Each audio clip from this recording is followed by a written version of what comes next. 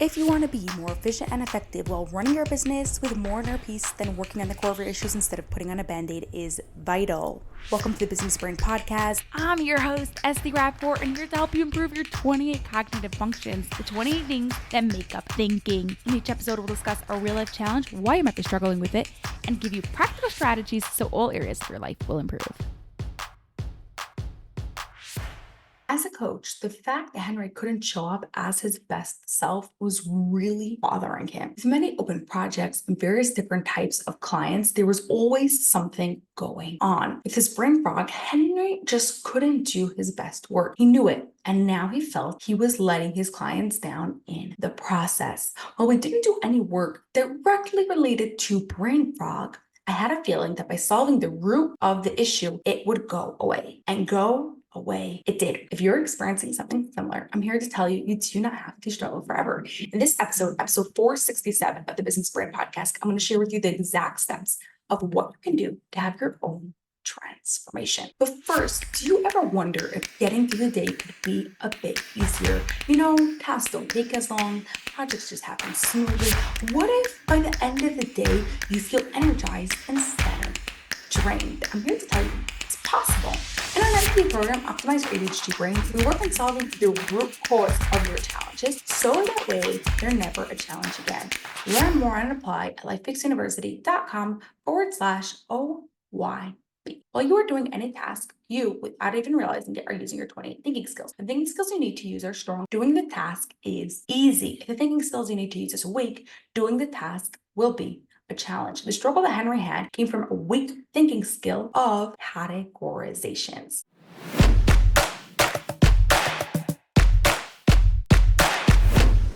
For Henry, a big part of brain fog was the many open tabs. He had a coach previously who told him to write down all his open projects, which created a list of 70-something tasks that he needed to close. And while he closed many of them out, it didn't solve the issue, as he still had more and more tasks that were constantly being added to the list. What he actually needed to do was to change the way his brain organized his tasks. He needed to improve his thinking skill of categorizations. You see, Henry was working on whatever was right in front of him. Client A needed quite an email, a connection to another coach, and a call schedule. Because client A's documents were right in front of him, he worked on all of client A's needs. But client B also needed a reply to an email, and client C also needed a connection to that same third-party coach. So a smarter way to be working would have not to been working by client, but rather to be working by task. He needed to get better by improving his thinking skill of categorizations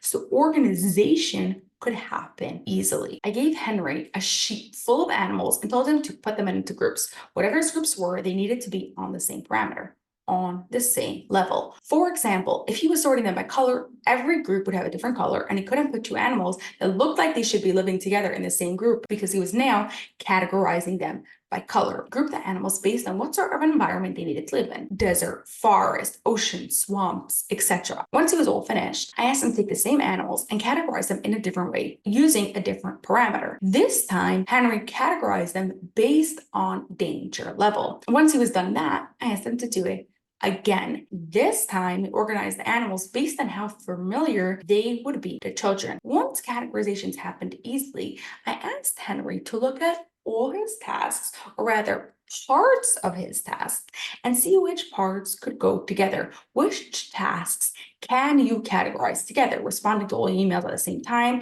having your calls only 2 days a week instead of every day, etc. Can you categorize it even more by saying team meetings are on one day and client meetings are on another day? This way you have all the documents and supplies ready to go from meeting to meeting. By doing the categorizations exercise, as soon as the task was placed in front of him, client had a request or something that he needed to get back to, he took the task and put it in the correct bucket or category. Sometimes it was written or went into his task manager, but sometimes it was just mentally, instead of him thinking of oh my goodness, I need to respond to this client right away, it got mentally put into email time when he deals with email time. And this is true even for his home life. As soon as an errand needed to get done, it got added to his errand list. And he did those all together 1 day a week. Wednesday was errand day, and he didn't need to think about errands until it was Wednesday. Since there weren't so many open tabs in his brain and so many things he needed to do, because now he just worried about errands on Wednesday and now just worried about emails during email time, his brain fog went away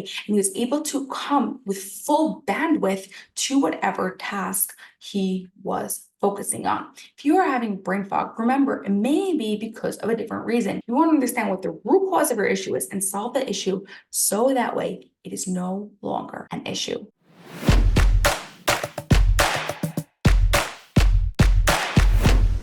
Henry struggled with brain fog and was not able to show up with his full self as he had too many open tabs in his brain that caused this slow drain of energy. By improving how his brain categorized tasks, he worked smarter and saved time and mental energy. Your challenge this week is to Google an image that has many of one type of item. So it could be animals, it could be food, it could be furniture, just many of this one category. And then you are going to sort it in multiple ways based on different parameters. Once you feel comfortable with that, you can take your challenge to the next level by categorizing your tasks in an efficient and effective way. Have an awesome rest of your day, and I'll catch you on the next episode. Bye-bye. That's all for this episode of the Business Brain Podcast. If you enjoyed it, please share it with 2 of your business friends so they too can gain from it, and you'll be helping us reach our goal of 1 million downloads by the end of 2025. Cheers to peak brain performance.